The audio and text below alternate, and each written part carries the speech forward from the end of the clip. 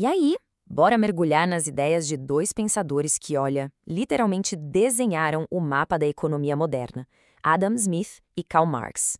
As visões deles são opostas, mas até hoje são elas que definem os grandes debates sobre como a gente organiza a nossa vida em sociedade. Vamos começar a entender essa história? No fundo, a grande questão pode ser resumida nisso aqui. O que a gente põe em primeiro lugar? A liberdade total do mercado, que foca em eficiência e em gerar riqueza? Ou a gente foca na busca por uma sociedade com mais justiça e igualdade para todo mundo? Essa tensão é o coração do debate entre Smith e Marx. Para a gente entender essa briga de gigantes, nosso caminho vai ser o seguinte. Primeiro, vamos ver o contexto que fez essas ideias surgirem. Depois, a gente vai mergulhar em cada um dos pensadores, colocar as teorias deles frente a frente e, por fim, entender por que esse debate ainda está tão vivo hoje em dia. Para entender de onde vêm essas ideias, a gente precisa voltar no tempo. Pensa só, Revolução Industrial. O mundo estava virando de cabeça para baixo, e isso trouxe umas perguntas bem urgentes. Como é que a gente gera riqueza? E talvez mais importante, como a gente distribui essa riqueza? Foi tentando responder a isso que nasceu o pensamento econômico moderno. No fim das contas, a economia tenta resolver um problema básico.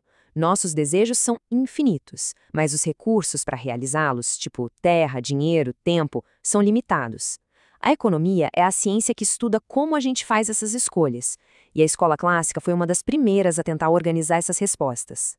E falando em economia clássica, o grande protagonista é, sem dúvida, Adam Smith. Ele é praticamente uma unanimidade, conhecido como o pai da economia moderna e o maior defensor do livre mercado.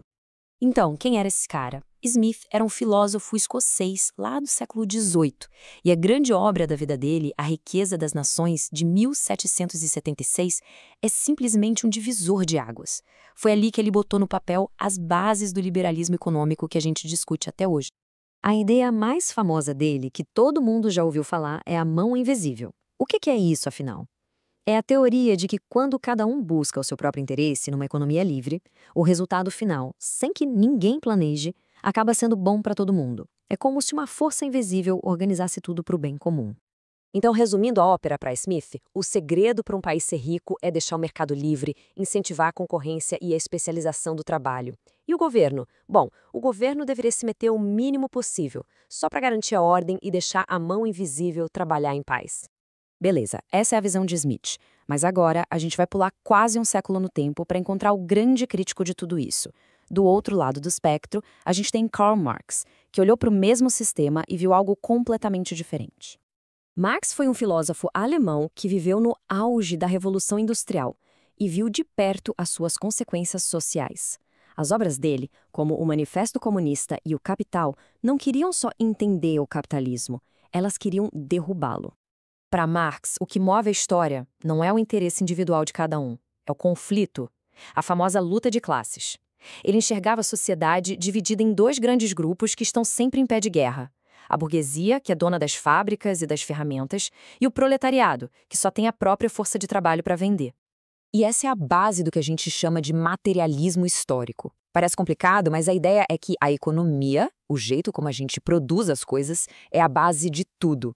Ela molda a política, a cultura e, principalmente, cria os conflitos que fazem a história andar para frente. Ok, agora que a gente já conhece os dois lutadores, vamos colocar eles no ringue.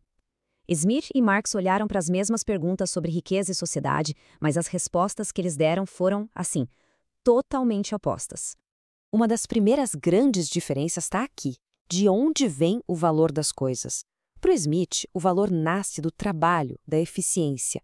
Para o Marx, o trabalho também criou valor, mas, e esse mas muda tudo, o trabalhador não fica com todo o valor que ele produz.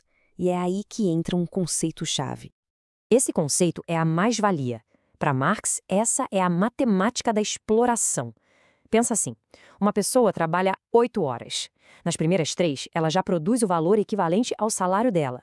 As outras 5 horas de trabalho é trabalho não pago, que vai direto para o bolso do capitalista como lucro. Essa é a mais-valia.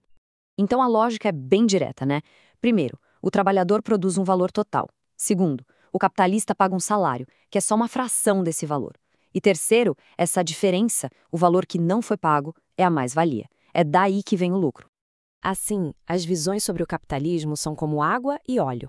Para Smith, é um sistema quase perfeito, que se regula sozinho e gera riqueza. Para Marx, é um sistema baseado na exploração, que gera alienação e que, por causa das suas próprias contradições, uma hora ou outra iria entrar em colapso. E o papel do Estado? Para Smith, o Estado tem que ser um guarda noturno, só garante a segurança e as regras do jogo. Já para Marx, o Estado não é neutro, não. Ele é uma ferramenta da classe dominante para manter o seu poder. A mudança de verdade só viria com uma revolução dos trabalhadores. Chegamos, então, nos dias de hoje. E fica a pergunta: por que esse debate de mais de 150 anos continua tão quente? A resposta é simples, porque as ideias de Smith e de Marx não são peças de museu. Elas estão vivíssimas nas discussões que a gente tem todos os dias. A influência de Smith a gente vê em todo lugar. Ela está na base das políticas de livre mercado, nos argumentos a favor da globalização e do comércio sem barreiras. Aquela pressão por eficiência e produtividade no trabalho é puro suco de Adam Smith. Do outro lado, o pensamento de Marx continua sendo uma ferramenta super poderosa para a gente analisar a desigualdade. Movimentos por justiça social, a luta por direitos trabalhistas, as críticas à concentração absurda de riqueza, tudo isso bebe na fonte das análises de Marx.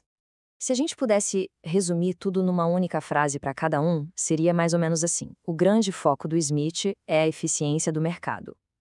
Já o grande foco do Marx é a busca por justiça social.